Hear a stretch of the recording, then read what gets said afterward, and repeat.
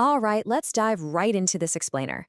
Today we're unpacking a really groundbreaking 20-point curriculum.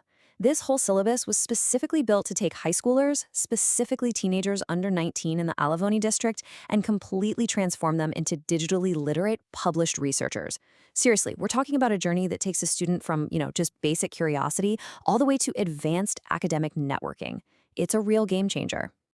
To make this pretty dense syllabus actually actionable, we've organized the 20 core themes into 5 main pillars: the youth research ecosystem, from curiosity to publication, the AI revolution in schools, critical thinking and ethics, and finally, the digital magazine as a tool. Let's get to it. Kicking things off with pillar number 1, the youth research ecosystem. We really need to look at how local communities are building this foundation. So the curriculum anchors its entire networking strategy on this brilliant idea of the asynchronous conference. Now think about traditional events where everyone has to be in the exact same room at the exact same time. This format totally removes those scheduling headaches. It means students, teachers, and international researchers can just build professional relationships continuously. Like if a student in the Olaveni district gets a spark of inspiration at 8 p.m., they can share it right then and there, and a mentor across the globe can review it hours later. It's a completely flexible, around-the-clock kind of collaboration. And what that does is create a really stark contrast. You have traditional academic gatekeeping on one side, which, let's be honest, is restrictive, often pretty expensive, and demands in-person access. But on the flip side, you have the open university model that this curriculum is championing. And that shift, it's absolutely crucial. By embracing this open approach, we're literally empowering teenagers with totally free access to collaborative academic development. It instantly levels the playing field. But how do you actually build that open university model in the real world? Well, the curriculum points to 3 specific gateways. First off, tapping into free online academies to get that foundational learning down. Second, leveraging free platforms just for academic documentation.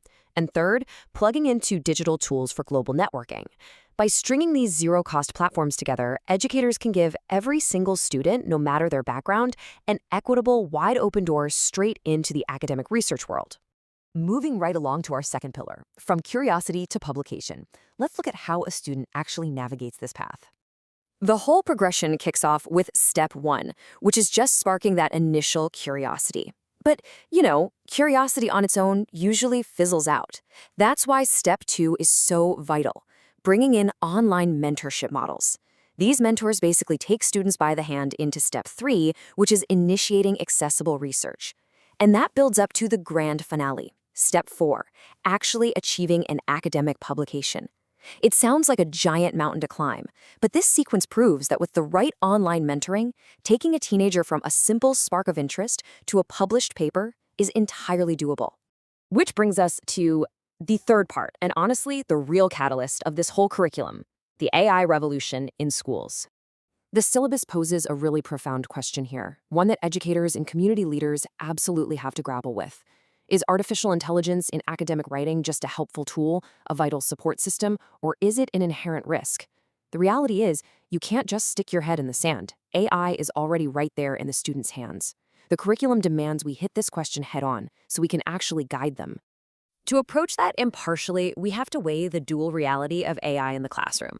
On the opportunity side, there is massive potential for personalizing how a student learns and helping them discover totally new research topics.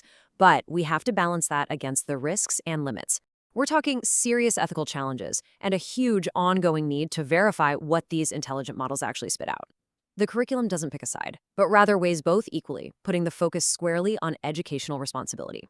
Now, what's super encouraging for local schools is that students don't need to be tech geniuses to get involved. Enter the zero-coding AI approach.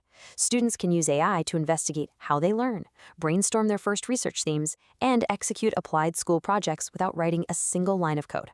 No programming required whatsoever.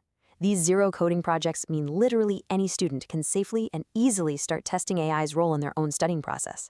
Naturally, bringing AI into the mix leads us directly to Pillar 4, critical thinking and ethics. You absolutely need a structured framework here.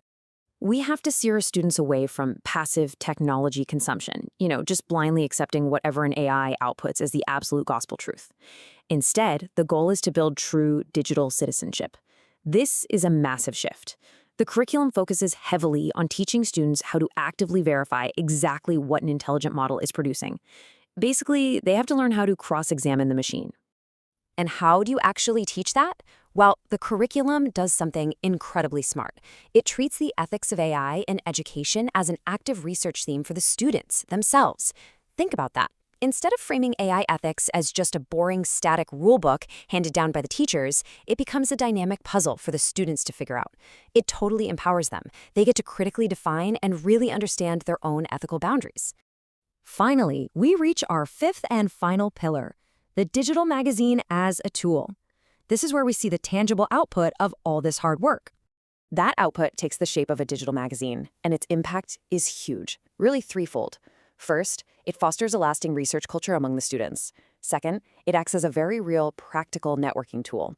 And third, it gives these young researchers international academic visibility. Honestly, the digital magazine is the ultimate learning hub, giving these teenagers the exact academic stage they need to showcase their digital projects to the wider world. All of this brings us right to the core thesis of this entire explainer: transforming an educational community into a young research ecosystem.